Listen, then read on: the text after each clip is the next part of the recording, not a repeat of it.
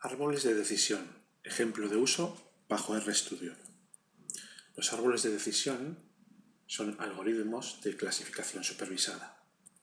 Son los que buscan una variable dependiente concreta de antemano. Sus variables dependientes e independientes pueden ser cuantitativas o cualitativas. Si su variable dependiente es cuantitativa, lo que estamos realizando es un árbol de regresión. Y si su variable dependiente es cualitativa, utilizamos árbol de clasificación.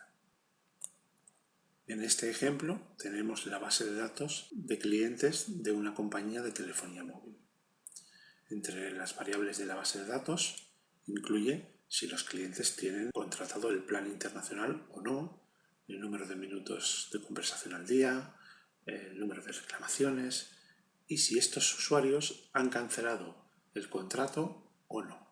De haber cancelado el contrato, ya no están en la compañía. A partir de la base de datos completa de clientes, lo que se pretende es modelar un árbol de decisión que permita clasificar estos clientes y crear perfiles para responder a preguntas como qué usuarios tienen alta probabilidad de cancelar el contrato. Vamos ahora al ejemplo de uso bajo RStudio. Lo primero, vamos a cargar las librerías. rpart, el algoritmo del árbol de decisión. rpartplot, para graficar el árbol de decisión. C50 es un paquete que, entre otras cosas, contiene un dataset llamado charm, que es el que utilizaremos para este ejemplo. Y en esta línea cargamos el dataset.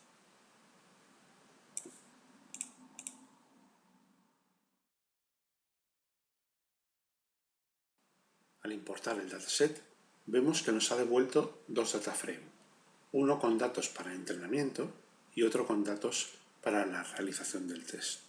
En nuestro ejemplo vamos a unir estos dos dataframes y poder hacer nuestra propia selección del número de muestras que queremos para entrenamiento y los que queremos para el test.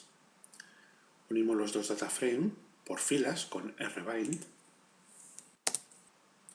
Eliminamos los dos dataframes que ya no necesitamos. Seleccionamos un número de columnas, las que vemos necesarias dentro del dataframe para nuestro ejemplo.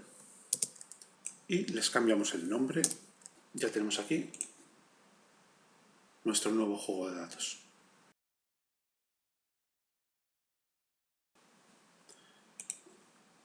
Con sample vamos a crear un vector que contendrá dos grupos, rellenos con unos y doses, tantos como el número de filas tiene nuestro dataframe. Con el reemplazamiento lo que indicamos es que los grupos pueden compartir elementos. El primer grupo contendrá el 60% de los elementos y el segundo grupo el 40%.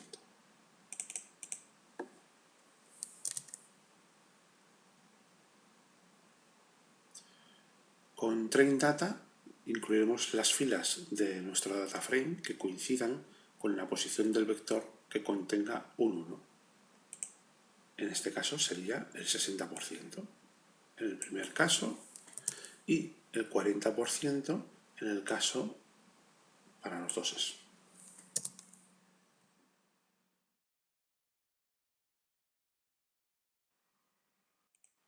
Creamos nuestro árbol de decisión con rpart. Introducimos nuestra variable dependiente y la explicamos con una selección de todas las demás variables. Method indica que nuestra variable dependiente es una variable cualitativa y data indica nuestro juego de datos.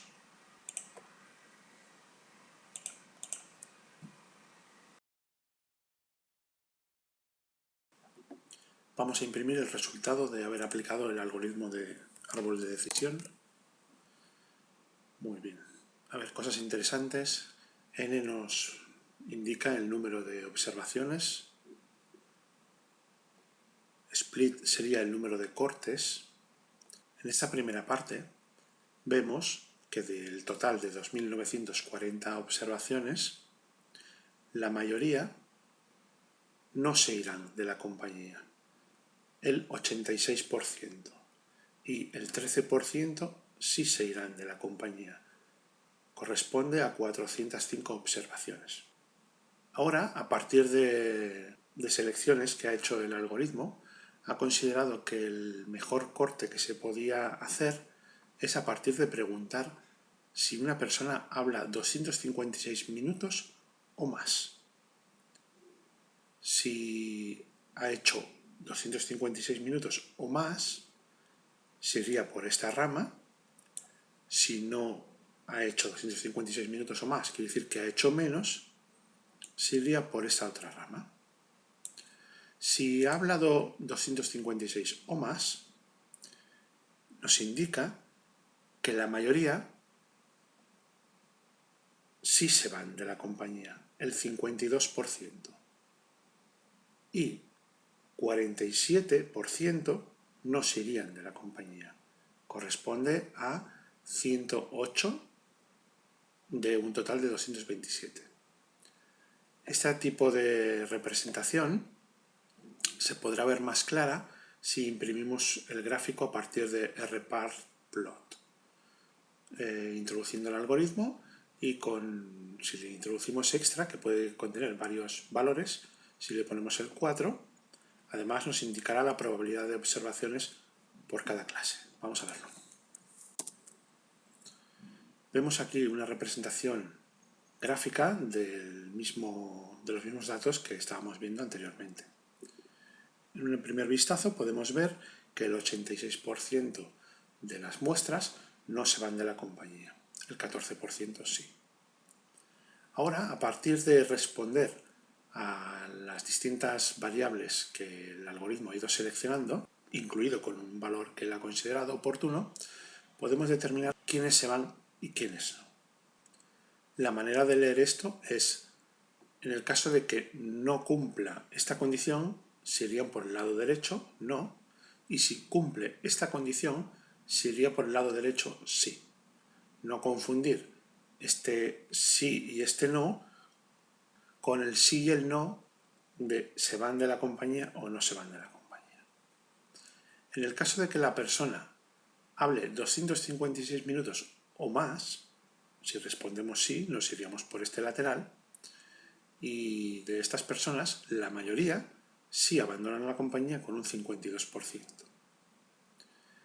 Si a estas mismas personas le volvemos a hacer otra pregunta, que es, y además hablas más de 284 o 284, si es que sí, iríamos por el lateral izquierdo, y de estas son el 71%.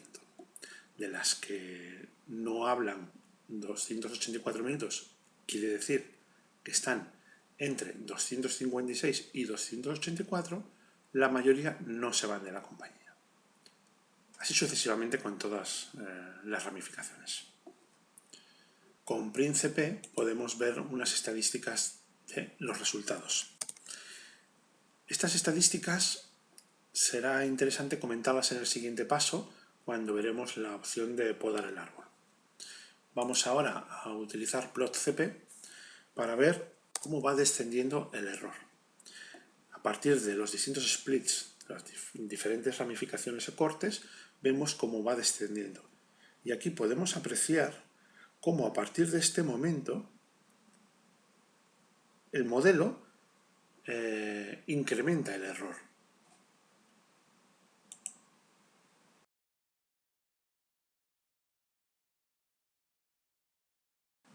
Ahora vamos a podar el árbol. Lo vamos a hacer a partir del punto donde el modelo empezó a incrementar su error.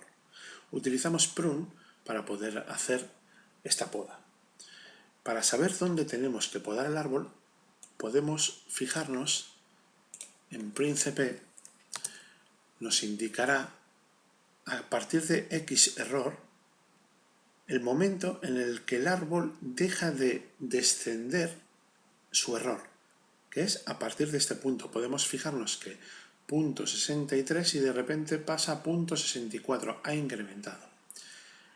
Este corte sería el ideal para la poda de nuestro árbol. Correspondería con el CP 01 periódico. Vamos a copiarlo. Para podar el árbol podemos hacerlo de forma automática con esta función, que lo que haría es buscar qué CP corresponde con el X error menor encontrado. Si es un árbol muy grande, puede ser muy interesante utilizar esta opción. Si queremos introducirlo nosotros directamente, solo tenemos que introducir aquí el CP que nosotros queremos. Ahora, si evaluamos nuestro árbol podado, apreciamos que el corte ya se ha realizado.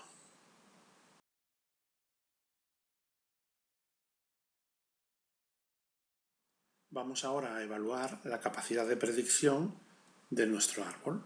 Para ello, utilizamos la función predict y utilizamos testData, que son los datos de entrenamiento.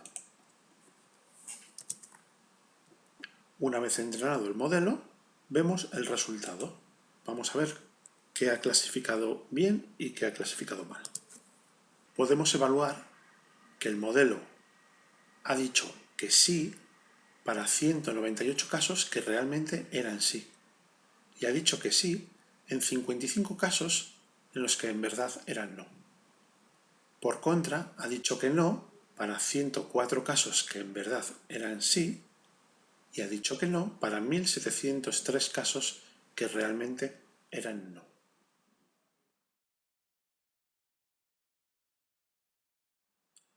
Ahora solo nos quedaría evaluar la efectividad del modelo. Para ello sumamos todos los aciertos y lo dividimos entre el número de predicciones. El modelo arroja una efectividad de 92,28% de acierto. Eso es todo. Un saludo.